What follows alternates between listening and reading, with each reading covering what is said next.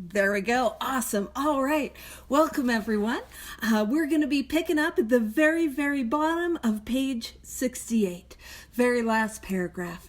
And for some of you, we know we're right in the middle of step 4, which is, now this is subjective, but I think this is a really exciting time because this is truly where change begins. So let's dive into the book. It says, now about sex. Ugh. And if you guys know what it's like when you're in a meeting and we're reading through the book and then somebody finishes off with, we commence to outgrow fear, and then there's an awkward pause. Oh no, who's going to read that next line? And then somebody says, now about sex, and there's a bit of a giggle, and there's an awkward and an uncomfy. And I want to point out that's part of why we're looking at this. We're looking at this area of our life because more often than not, this is an area of our life that carries the most shame, that carries the most guilt. And I want to point out guilt and shame are different. Guilt is that I have done something bad. I've done something wrong. Guilt is actually a very helpful emotion that can drive me through my 9th step process. Shame is a feeling that I am bad. And that's not a helpful, useful feeling or emotion. And it's also where we have the greatest capacity to cause harm in the lives of others. And so that like, oh, I don't want to look at it, that like discomfort, that feeling of this causes harm, that all of that is why it's so important to look at it. And just from my experience, 1, being an alcoholic, and 2, working with a whole bunch of alcoholics. I won't say buckets. You guys don't come in buckets. You come in like bouquets. You delightful little drunks. I love you. But working with a lot of alcoholics, this is typically where the secrets are. The thing that I don't want to tell another human being. More often than not, it comes from this section. And so again, I can't be free if I'm holding on to these secrets. I can't be, and if you're like me, those secrets, they grow in the dark and they get bigger and louder. And I think I'm the only one. I think I'm terminally unique, and I'm the only one that has felt this way. And I can assure you that you're not, and that you're not alone. And so one of the things that I'll make a joke about, because it's always good to start with a joke, and it's the joke of the confused sponsee. So in this story, there is a sponsee. Now this sponsee has fallen head over heels. They just met, the wonderful brand new shiny relationship. The blue of their eyes matches the blue of the grippy socks. And it is meant to be. You guys know what I'm saying, their eyes, it's as brown as the coffee at the meetings. It's true lust, But the sponsee is going to be a good sponsee, a diligent sponsee. So they go up to their sponsor and they're like, hey, I've fallen in love. It's true love. I'm going to show up on the second date with my 2 garbage bags full of stuff. We're ready to get married. And the sponsor says, oh boy, oh goodness. Well, here's what I want you to do. What I want you to do is I want you to read what our book tells us to do in regards to romantic relationships. It should be pretty easy to remember. It's on page 69. And this good sponsee is like, yeah, I won't forget. And the good sponsee goes home, and on the way home is like 69, page 69, I won't forget. And starts pulling in the driveway, page 69, I won't forget. Gets in the house, 69, I won't forget. Goes and does something. And what page was that again? For what to do with romantic relationships? 96, that's what it is. So let's go have a look and see what the directions are on page 96. So on 96 it says, do not be discouraged if your prospect does not respond at once. Search out another alcoholic and try again. You are sure to find someone desperate enough to accept with eagerness what you offer. And this is why I like to do a lot of hand-holding with my sponsees. I'll read it with them so they don't get the wrong directions on the wrong page. Alrighty, back to page 68. Feel free to steal the confused sponsee and tell them you came up with it. Nothing in AA is original. All right. So now about sex. Many of us, bottom of page 68, needed an overhauling there. Now, if you're here today and your relationship life, this part of your life is a disaster. This part of your life, you're like, man, it's got to get overhauled. Like, we're not just going to put on a new facade. We got to level the building and rebuild it. You are not alone. This is an area of life, and we're going to talk about this. It's not just alcoholics who struggle. It's human beings. Human beings struggle in this area. And I love this. It says, but above all, we tried to be sensible on this question. And this is beautiful, because this is a book that is published in 1939, written in 37 and 38. And the thrust of what it is saying is like, hey, let's find a God-centered path. Let's not be unreasonable. So it says, it is so easy to get way off the track. And if I'm off the track, I'm in the weeds. I'm in the bushes. I'm in trouble. Here we find human opinions running to extremes. Absurd extremes, perhaps. One set of voices cry that sex is a lust of our lower nature, a base necessity of procreation. So the voices that are like, it is bad, lie back and think of baseball. But I mean, sometimes there's some cutie patootie baseball players, so that's not helpful. But you know what I mean? Like, it's bad, it's wrong, you're bad, no fun, boo, gross, yuck. And so that's one extreme, and that's not healthy. And here is the other extreme. Then we have the voices who cry for sex and more sex, who bewail the institution of marriage, who think most of the troubles of the race are traceable to sex causes. They think we don't have enough of it, or it isn't the right kind. They see its significance everywhere. So the other's a little hyper-fixated in the other direction. Again, which is not a helpful God-centered path. And here's my experience. A lot of times we can tell in our innermost self if it's a God-centered direction to go. The trouble is I'm not listening to that. You know what I'm saying? So one school would allow man no flavor for his fare, and the other would have us all on a straight pepper diet. I'm like, is Peppa still here? Is she able to make it? Yes, she is. Yeah. I made a little design for a straight pepper diet. Welcome, glad you're here. So what it's saying is like one, it's like, it's boring, it's bland, it's like, and the other is like, that's all, we're just everything to the extreme. And it's like, that's not helpful. And in fact, it says, we want to stay out of this controversy. We're not here to like dictate, to judge, to moralize, or even to tell other people what to do. It says we do not want to be the arbiter of anyone's sex conduct. Now, in 1930s, the word arbiter is judge. Now, sometimes we're not the arbiter of anyone's sex conduct, it can get thrown out a little as a blanket statement. It's okay if I'm sponsoring somebody and I can see a destructive pattern of behavior, either in their sex conduct or in their committed relationship. It's okay to point it out. It's okay to suggest that we do inventory on it. And I promise it is okay to suggest we make amends for it. I know, radical idea. That doesn't mean that I'm judging. It means that I'm trying to help find that God-centered path. And here's what it says. We all have sex problems, all. And if you're here today, it might be helpful to underline all. Like if you're struggling in this area, you are not alone. It says we'd hardly be human if we didn't. Not we'd hardly be alcoholic, human. To struggle in this area of life is a struggle that is a human struggle. And I want to point something out, that there is this beautiful rhythm to the fourth step in its totality. Bear with me, and some of you guys might have heard me talk about this before. But when we get to our resentments, who do we resent? Oh, we got our exes on there. Yes, we do. Sometimes we got our currents on there. My ex, he used to refer to me as his future ex, which I will point out that irked me, but he wasn't wrong. That was a flag that was red that I just ignored. Right? So we've got our current relationships, we got past relationships, they're on our fourth step.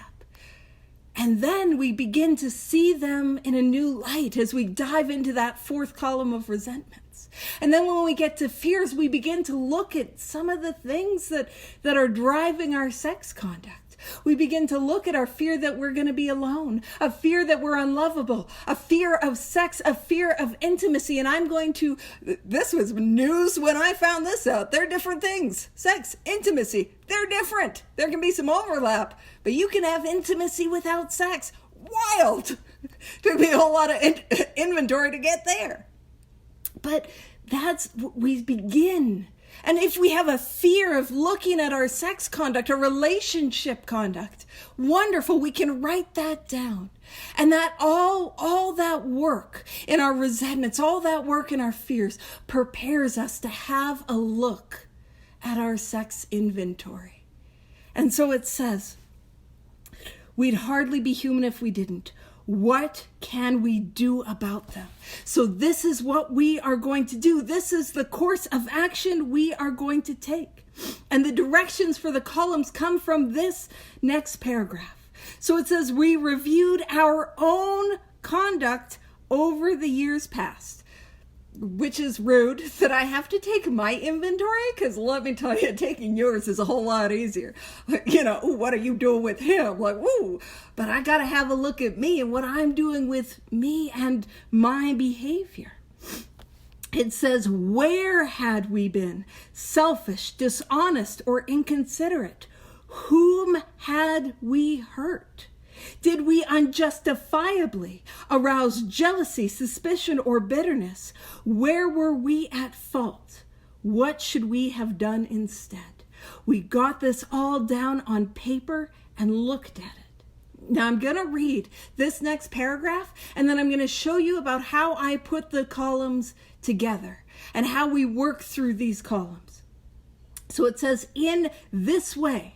So in using these questions in this way, we tried to shape a sane and sound ideal for our future sex life.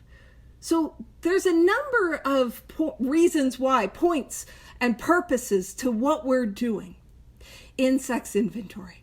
But one of the main purposes is to develop, to mold a sane, sound sex ideal. That is what we are doing. That is the purpose of this. And if you're like, I've never done that before, I've not heard of that, or maybe might have heard of some things that are sex ideals, but don't quite make sense. That is the purpose of this part of inventory. There are some other purposes, like it can help us in the amends process, but that is what we're trying to do. And it says, we subjected each relation to this test. Was it selfish or not? And here's the thing, when we are trying to decide who should go on our sex inventory, that is the test. Now, I have sponsored enough people to know this argument. But what if we were both selfish? Well, then we were selfish, so we write it down.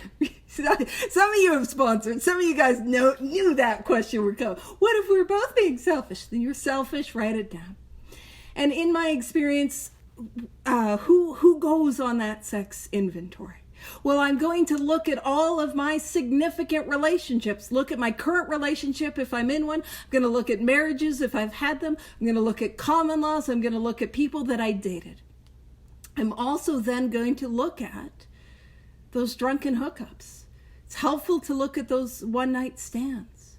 I know. And here's the thing. For years, I'm like, don't group them. They end up getting grouped. So that is not a hill that I die on.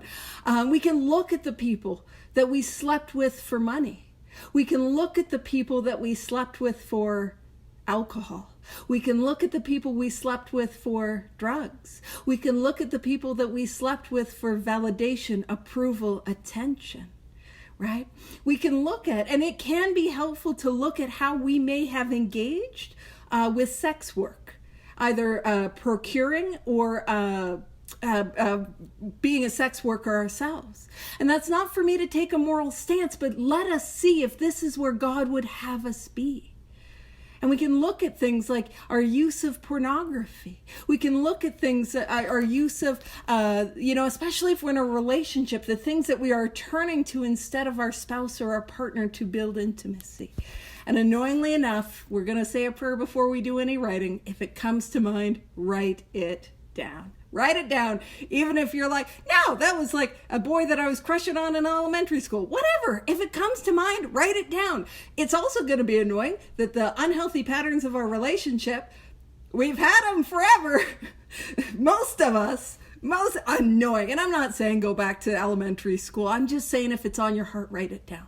But what does not go on our sex inventory is things like where we were the victim of childhood abuse. That just goes on our resentments. If we were assaulted, that just goes on our resentments. And the only exception to that is if we were assaulted in our relationship and we stayed in the relationship, because that is incredibly common. And that has been my experience. And we're going to have a look at that so that we don't have to live there anymore, so that we can have a different way of life. So that's what goes on. Was I selfish? So almost all of my relationships, write them down. My drunken hookups, write them down. Write it down. So childhood abuse, that just goes into our resentments. And so it says, we asked God. That's a prayer. Anytime in this book it says we ask, that is a prayer. Now we are going to utilize this prayer. We ask God to mold our ideals and help us to live up to them.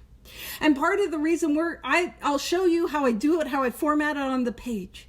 But we're going to use that prayer to help build and mold our ideal. And we're also going to use that line to tell us what we do with an ideal. Because here's my thing, there is no power in an ideal itself. In fact, we're speaking in step 2 about how many of us had moral and philosophical convictions galore. I had an abundance of ideals, but I could not live up to them. So what I need to ask God to help me live up to them. And it says, we remembered always that our sex powers. Now, I will just throw this out there. If you're looking to do a band, that's how the music people do. They do a band. But if you're wanting to start a band, welcome to the stage, our next performer, Sex Powers, woo, pew, pew, pew. That's the name of a band. Just if you're looking for one. And if you weren't, then completely ignore that. Cool. Remember always that our sex powers were God-given and therefore good. What a radical idea. This is a book that was, again, published in 1939. And it is saying that this is an area of my life that is God-given and therefore good. I don't know if you're like me, but wasn't this an area that carried shame and that at the core of who I am is bad? And we're saying, no, that's not it. This is good. This is God-given. But because it is God-given, it comes with responsibility. So neither to be used lightly or selfishly, nor to be despised and loathed. And that is the God-centered path. And so what I will do is I will share the screen and we're going to have a look at how I format the page. Now there's a whole number of ways to format it. And I've written inventory like in my many year of desperately needing to write inventory, a variety of different ways. I've taken each question one by one, but again, I have found this format to be the most helpful. So we're still using this same 4-column format, 3 columns on top and 1 on the bottom. And so the first column, what we're going to do is we're going to write the name. So we're going to write our ex's name, flip the page, the other ex, flip the page, the next ex, flip the page, and maybe there's some groups, drunken hookups, flip the page. And we can also, I forgot to say, we can look at our relationship with things like dating apps. Again, I'm not saying that they're bad. I'm not saying that they're wrong. But so often I will compulsively seek from things outside of myself to give me a sense of value and worth. And that is rooted in selfishness. And, I really, I'm a big weirdo. And what that means, and some of you are like, girl, we know, you didn't have to tell us. But I really enjoy seeking spiritually. And I've read not a lot, but a reasonable amount of Oxford group literature. And there's this book, it's called The 8 Points of the Oxford Group. And in it talks about lust. And I don't come from a religious background, so I don't have a lot of religious trauma, but the idea of lust, it just didn't kind of resonate. It felt like it was like a shaming thing. And they described the selfishness as treating a human being no longer as a human being. And like treating a human being not as God's children. Instead, treating them as an object. And I can treat people as an object for money, for sex, for value, for approval, for worth. And I'm not treating them as human beings. And when I saw that reframed in that way, I'm like, man, that's it. That's not who I want to be. That's not how I want my relationships to be. So in column 1, I write, who did I hurt? And if I remember their name, amazing. And if I don't, that's okay. We just do our best at remembering. And of course, in my experience, there is some grouping. So we want to get all of column 1 done. And then when we're done all of column 1, we dive into column 2. But here's my experience. I've this whole time I've been really big on one column at a time. Well, here's where I'm going to break that mold. I actually find it really helpful to move with column 2 and column 3 together. So I'm going to write on column 2 and then kind of dive into column 3 on that same sex conduct. And I'll explain why. So we look at where were we at fault, which is rude. There's no more why they're at fault. Nah, the last time we got to do that was in resentment. It's all done now. We're looking at where I was at fault. And I want to look at where was I at fault before, during, and after. So a lot of where I was at fault, and I know nobody can relate to this, but I was a drunken disaster factory, and I was in no position to be in a relationship in the first place. Do you know what I mean? Listen, I didn't even have 2 garbage bags. I only had 1 garbage bag to show up with, I was in no position to be in a relationship. And so we can look at also that I did not have, I like to talk about that word discernment. I don't know about you, but I know what it's like for me. If somebody gives me a sense of validation, that's true love right there. You know what I mean? To not use discernment. And I'm sure nobody here could ever relate to this moving way too quickly in a relationship, and we can't see red flags because, we were going 100 miles an hour in this thing, right? And so I didn't use discernment. I wasn't aware of red flags. We can also look at who I was in the relationship. I can look at those things where I was here's the big one, codependent. And that codependency can look at where I made them God. And then they stopped fixing me. So I had to kick them out of the God chair. And I had to be God to try to fix, change, and control and manipulate them so they'd go back to liking me. And go back to being who I thought they needed to be. There's other ones where, being unfaithful, cheating stepping out of the relationship, cheating, various forms of abuse. We can look at physical abuse, emotional abuse, sexual abuse, financial abuse, spiritual abuse. If we were abusive, write it down.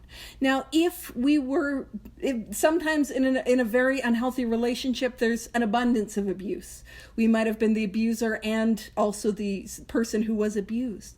But we can also look at the things that allowed us to stay. And that does not mean that we deserve abuse. And I want to be very clear about that. But the same thing that is driving me for that validation is the same thing that will allow me to stay in a relationship that is incredibly toxic and unhealthy. And we can look at things like trying to get our sense of value and worth from being somebody that's in a relationship. We can look at not taking time to heal in between relationships. We can look at like whether or not we've isolated our partners, or whether or not we were being isolated.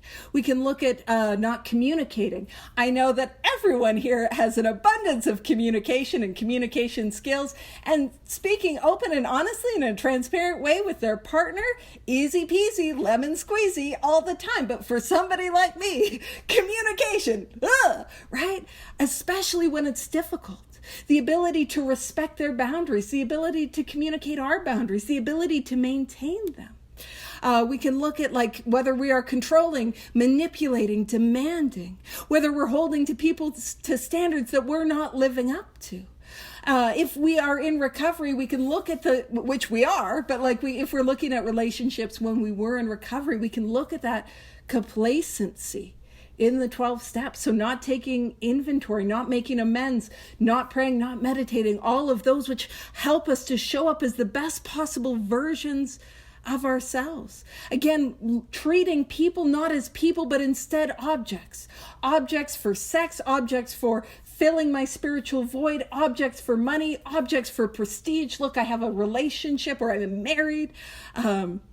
We can look at turning to relationships or sex in general to try to fill the emptiness and the loneliness in our soul. We can look at was I treating people as objects? Was I crossing internal boundaries that I knew was wrong? Was I asking other people to cross their boundaries? We can look at if we had that push and pull and we were pulling them close and pushing them away. If we would start fights, and if we put them in the position to fix us, I'll get into a relationship and that'll fix me. And it was a relationship or a situation that nobody could ever fill. We can look at how we ended the relationship. Did I throw their stuff on the yard? Not cool. Did I ghost? I'm a ghoster. I'm like Casper over here.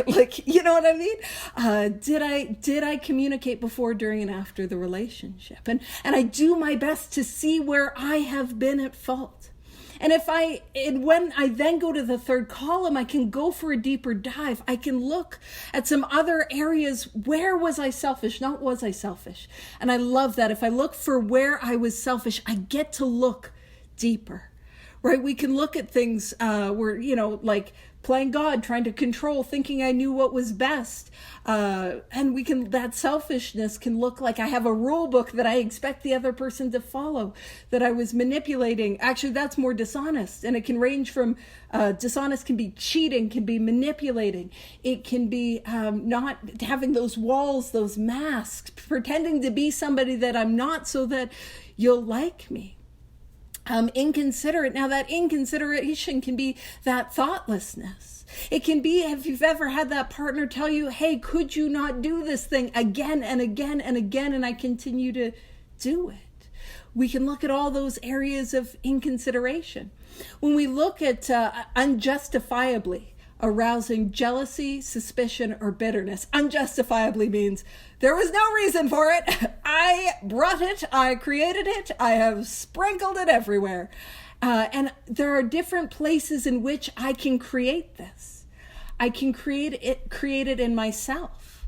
So I create jealousy or suspicion, and there's a number of ways. Perhaps I'm tremendously insecure, and all of my other relationships have cheated on me.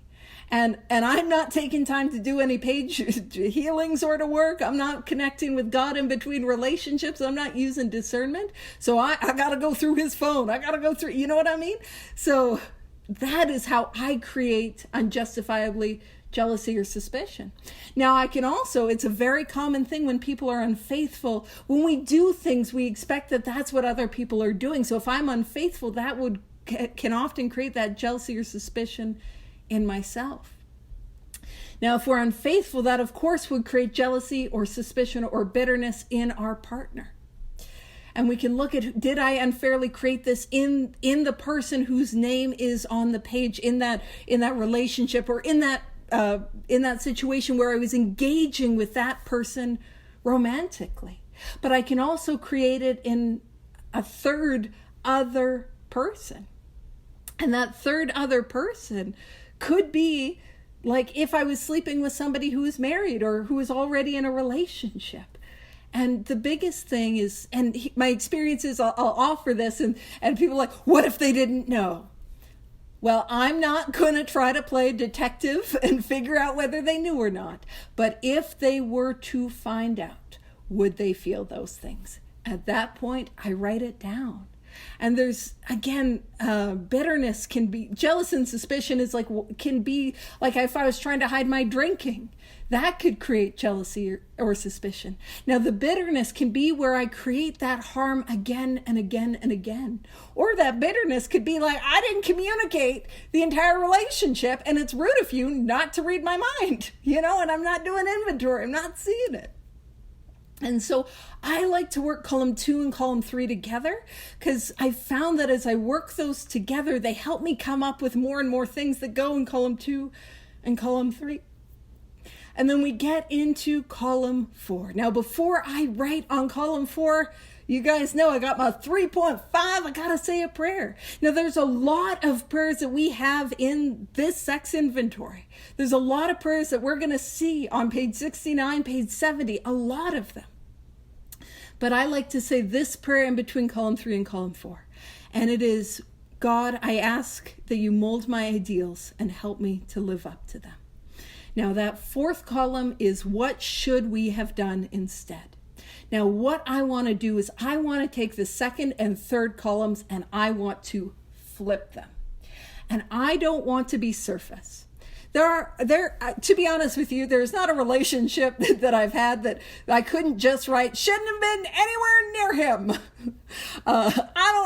This is only for the people that live in Calgary. I don't think I have an ex that has not at one time lived at the Calgary Dream Center, the Calgary Drop-In Center, or been banned from Alpha House. So that is my dating pool. And that is a treatment center, that is a shelter, and then that's a wet shelter, which is difficult to get kicked out of. I am a lady. Listen, I got a type. It's pitiful and incomprehensible demoralization. That's my type. But what we want to do is, I don't want to just write surface level. I want to take point by point and flip it. A little like how we take point by point and flip it in fears, in between column 3 and column 4 in fears. Or like, have I done these things? I take point by point and flip it. Yeah, I've done these things in resentment. And take point by point in resentment. Hey, where did I make a decision based on self that put me in a position to be hurt? So I want to take that and flip it. So what should I have done instead? If the first thing that I have at where was I at fault was that I was a drunken mess, well, I need to be sober. And I can't just be sober. To stay sober, I need to be fully engaged in the 12 steps as a way of life. And if I was codependent, what do I need to be? I need to be God-dependent. What should I have done instead? God-dependent. If I am racing through, I got no discernment, I'm not aware of red flags, I need to take my time in relationships, be able to be aware of and respond to red flags. I need to be able to use discernment. Now, I realize I've used that word a couple times.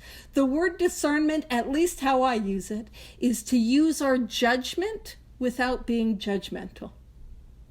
It is not that I am better than Mr. Grippy Sock. It's just that, you know what I'm saying? We're probably not, at this point in our lives, both ready for a relationship. And actually, when we talk about unjustifiably arousing jealousy, suspicion, or bitterness, a good catch-all for a lot of our problems in column 2 and 3 is all parties, so everyone involved, needs to be physically, emotionally, and spiritually available to be in a relationship.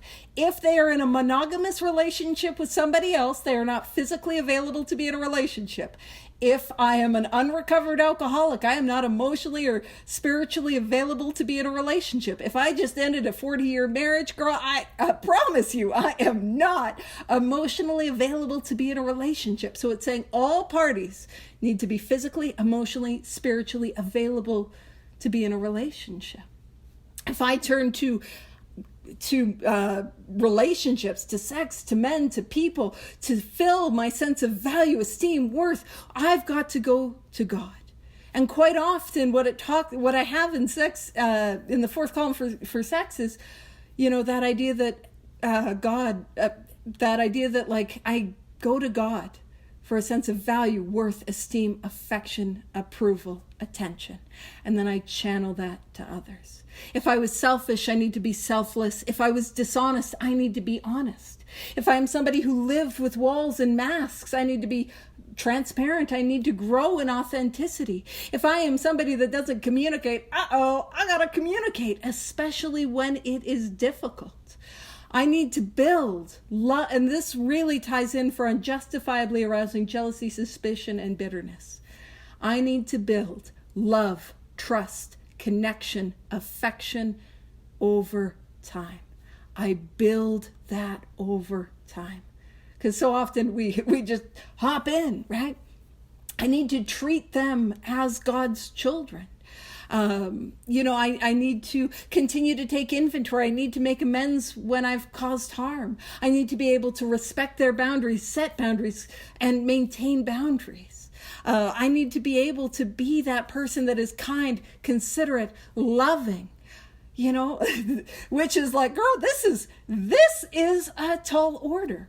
Now, I'll share with you my experience. I have worked with a whole variety of alcoholics from a whole variety of spectrums of relationships and sexuality and the whole thing.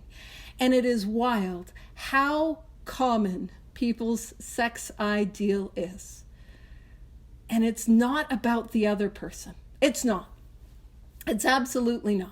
It can be a little bit, you know what I mean? It can be a little bit where it's like, if somebody is struggling with, getting into a relationship with somebody who's unhealed, it can be like, okay, if they're not healthy, nowhere near them.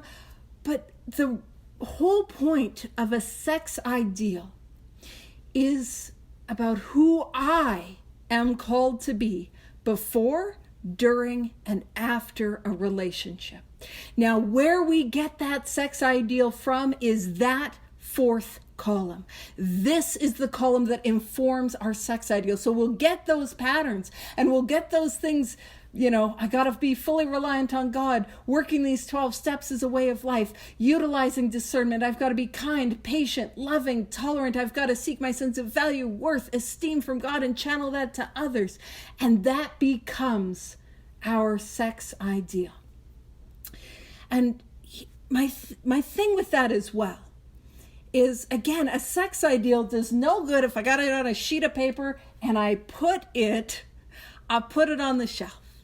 It does no good. It also does no good if I'm like, all right, not going to do that anymore because the power wasn't there. I don't have the power not to do that. Anyone here have a difficult time communicating, setting boundaries, being honest? Anyone just, okay, I'll say the hard thing now. No problem. Ugh, yeah, you guys know. I can't just do that. Anyone here, you don't have to put your hands up for this. Anyone here chronically afraid of being single and jump from relationship to a relationship and don't want to be alone? You don't have to put your hands up if you don't want to. But what I'm talking about is like, cool, I just won't get into a relationship. Ooh, like I can't do that. I need God's help. So what do I do with this sex ideal? Well, I'll tell you what I have my sponsees do. What I have my sponsees do is I ask them, and actually sometimes a lot of times my grand sponsees, is I ask that they type it out as a prayer. So God, help me to be able to use discernment in my relationships. God, please help me to be able to end relationships with kindness, with grace, with love.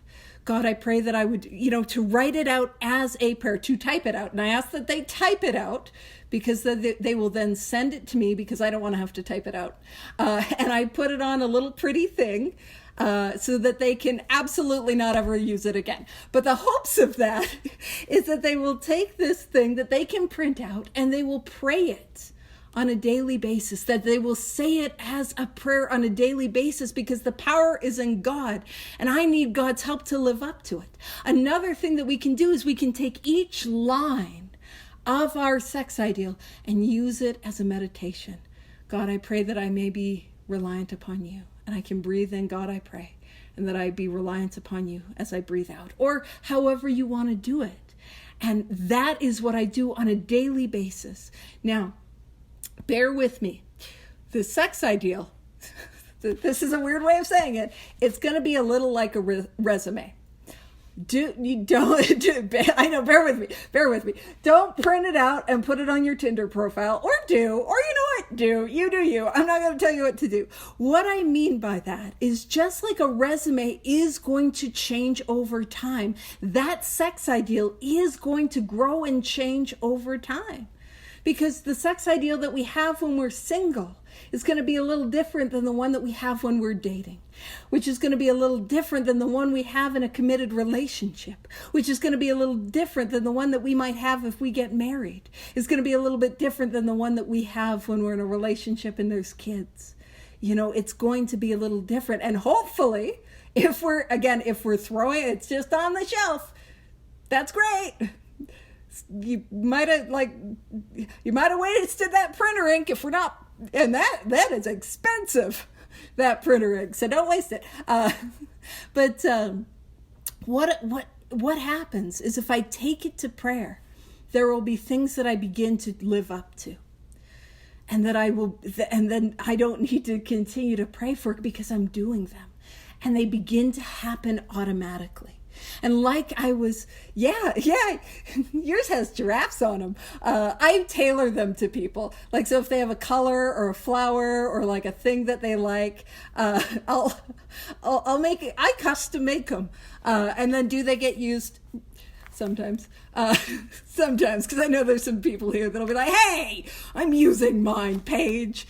But there's a lot that I know they don't, and that's okay. But it's the hopes that we do, and that it's going to grow and change over time. There's going to be some consistency, but I'm meant to grow and change with it.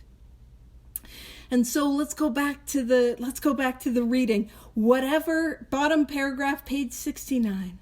Whatever our ideal turns out to be, and it's our ideal, right? When I'm receiving fifth steps from sponsees, I'll often write what I hear them say their ideal is, but I'm not imposing my morals or my values onto them. But it becomes real apparent. If I am hurting other people, it's not this. It's not this, you know? It says, whatever our ideal turns out to be, we must be willing to grow towards it. We must. By the way, I'm going to point out a little musty in here, you know, and people are like, there's no must in the big book. Ooh, a little musty. Ooh, got to get out your spiritual Febreze. I don't know what that would be. Probably just doing the work is the spiritual Febreze. I started that metaphor without knowing how I was going to end it, is what that was. Spoilers. Anyone get into a relationship and immediately think about how they're going to end it? Me, all the time. That's not healthy. I'm like, where's my exit strategy? Just tie that in. And this paragraph, man, I love this paragraph because it's tucked away in a part of the book that we don't want to read and we don't want to have a look at. But when we talk about how do I practice these principles in all my affairs, man, this paragraph tells me. So it says, whatever ideal turns out to be, we must be willing to grow towards it. We must be willing to make amends where we have done harm, provided that we do not bring still more harm in so doing. So if I have caused harm, I make amends. We make amends. And where I live in the world there's a lot of men that are like, we don't make amends to our exes. That's not my experience. In fact, if I want to live up to my sex ideal, or if I want these defects of character to go, I make amends for the things that I've done. And it is wild how much that changes. How much I change if I just do the stupid thing that the stupid book told me to stupid do that I stupid don't want to. That, by the way, that's what willingness looks like. Willingness looks like, fine, I'll do the stupid thing. It doesn't have to look like, oh, what a wonderful idea. I've turned into Snow White. I cannot wait to make amends, I don't have to be excited. I just got to do it. I just got to do it. It is a lot of stupids, yeah, because we don't have to be excited for it. We can be like, I don't want to. You can get well and not want to do it. It's fine. You just got to do it. And so we make amends. And it says, in other words, we treat sex as, and keep in mind it does have that caveat, unless to do so would cause more harm. And that caveat is not like, it's not a blanket statement. Oh, everyone I ever had a relationship with, if I talk to them, it'll cause harm. It probably isn't the case. We're not that important. Spoilers. Sorry, didn't mean to ruin your day, but we're not that important. All right.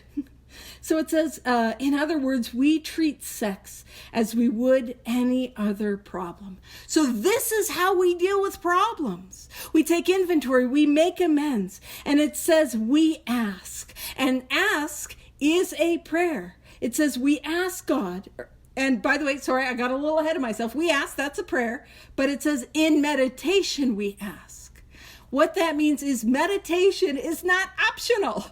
It's not and or meditation. It is and meditation. We are doing meditation, and if I have a problem, I ask God and I sit in meditation and I let God take me. And goodness, thank you so much. So, in meditation, we ask God what we should do about each specific matter.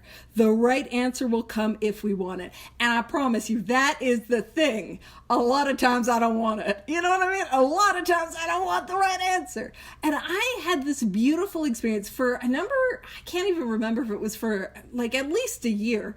I had a very, very regular two-way prayer practice. And it was a beautiful experience.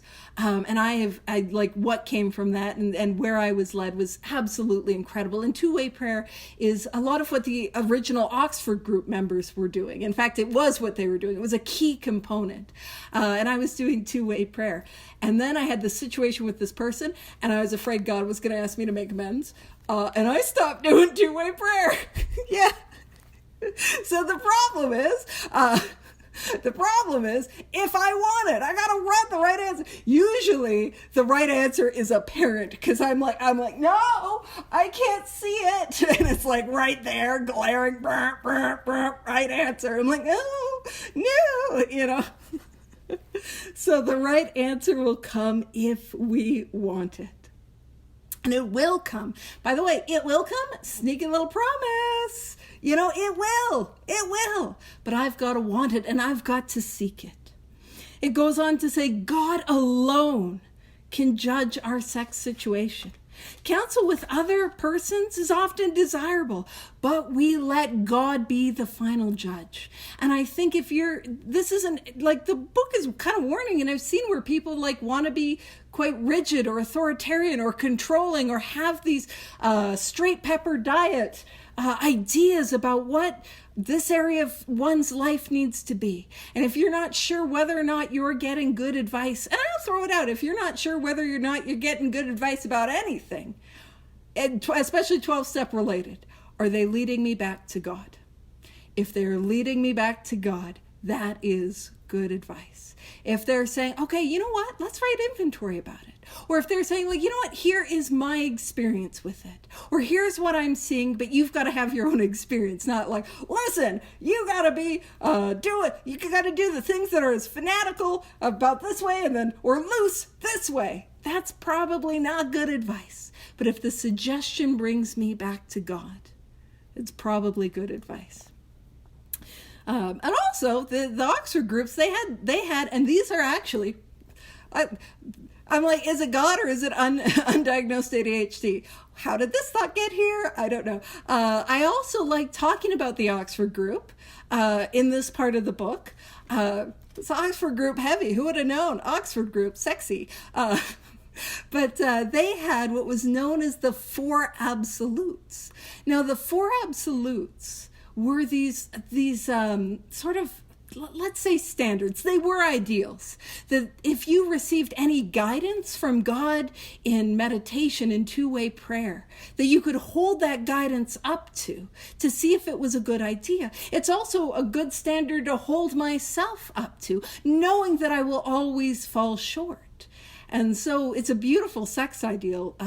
If I'm like, ooh, look at those grippy socks, is it meant to be? Well, and again, maybe you guys are a little classier than me, but listen, my grippy socks match theirs. Is how we know.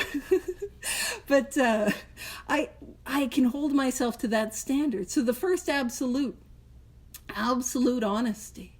Is this honest? By first, I mean the first that comes to mind. There is an order, and I don't remember it. And the order is important, and I don't know why. But I know who you could ask.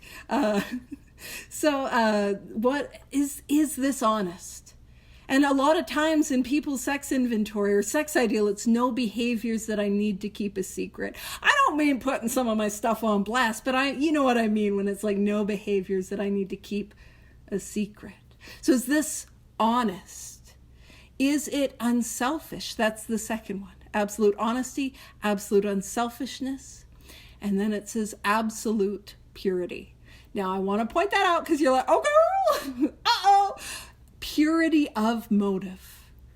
Absolute purity of motive and absolute love. Am I led by these things? Or is this decision that I'm going to make, or this advice, or this guidance rooted in these things?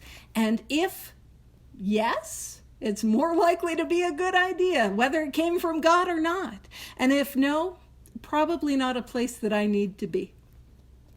So it says, we realize that some people are as fanatical about sex as others are loose. That's where I got that thing that I was referencing. It would have been great if I just read the next sentence, but here we are. And it says, we avoid hysterical thinking or advice. Suppose we fall short of the chosen ideal and stumble. Does this mean we're going to get drunk? Some people tell us so, but this is only half truth. It depends on us and our motives. A lot of times in AA, we want to focus on our motives, but usually we want to focus on our motives when it comes to like making amends. What if I don't have good motives? It didn't ask me to check my motives in amends, girl. But you know where we never check our motives? Getting into that relationship, like, oh, motives? What are those? Hi there, So it depends on us and our motives. If we are sorry for what we have done and have the honest desire to let God take us to better things. Again, I can't do it on my own. God has to take me to these better things. God has to take me to be that person that I always wanted to be. And I promise that, who am I going to be in regards to that sex ideal? It is who you always wanted to be. And the quality of relationships that we can have, man, it is radically different than what it's been before. And I mean that in the best ways. So it says, God take us to better things. And if you are unsure, how do I let God take me to better things? Because I like to take the, let go, let God. Because what does that mean? Let God take me to better things. What does that mean? How do I do that? It is, I let go of the delusion of control. So I stop playing God. I take my sex inventory to prayer. I write inventory, I take that sex ideal, I take it to prayer, I take it to meditation, I make amends where I've caused harm, and we're going to see the other action that I take, which is, spoilers, working with others. Working with others. That is how I let God take me to better things. And I promise when we do that, everything has a way of sorting itself out. And it says, if we're sorry for what we've done and have the honest desire to let God take us to better things, we believe we will be forgiven and will have learned our lesson. Now, that idea of being forgiven, we're going to see that again in evening review. I don't think I have to earn God's forgiveness. I don't believe that. But here's what I know. I know that I am a human being I will take a Tuesday afternoon and think myself to suicidal ideation. A wind will blow and I will be in shame. That's who I am. And I believe that I don't get free of that until I ask for it. Do you know what I'm saying? It's saying the forgiveness is already there. I just got to be open to receiving it. And so often how I become open is asking. And it says, if we are not sorry, and our conduct continues to harm others, we are quite sure to drink. This is as stark a warning as we're going to get. If I do not do this, I will drink again. And it says we're not theorizing. This is not an ominous sort of like idea. We're not theorizing. These are facts out of our experience. This is what our experience has told us. If I continue to harm others and cause pain in this area of my life, I will drink again. Because again, this is an area of my life where I am more likely to cut myself off from God, because it carries the guilt and the shame and the greatest capacity to cause that harm. And I'm going to wrap up with this next paragraph because that's just a natural stopping point. I know I'm a little over. So it says, to sum up about sex, we earnestly pray. Here is another prayer. We earnestly pray, and to pray in earnest is sincerely. The right answer will come if we want it. We earnestly pray for the right ideal. So I can ask God to show me, but I can also ask for it. For guidance in each questionable situation, for sanity and for the strength to do the right thing. And it says, if sex is very troublesome, we throw ourselves the harder into helping others. If there is an area of my life that is difficult, go help others. Go help others. It says this takes us out of ourselves. It quiets the imperious urge when to yield would mean heartache. Now the word imperious, it means domineering, overbearing, that urgent, when it's like, oh, I gotta do this thing, even if it's a bad thing, that it quiets that when to act on it would cause harm. So that's what we do. We pray for the right ideal. We pray for guidance. We pray for strength, for sanity and strength to do the right thing. And if this is an area of our life that is difficult, we go and we help others.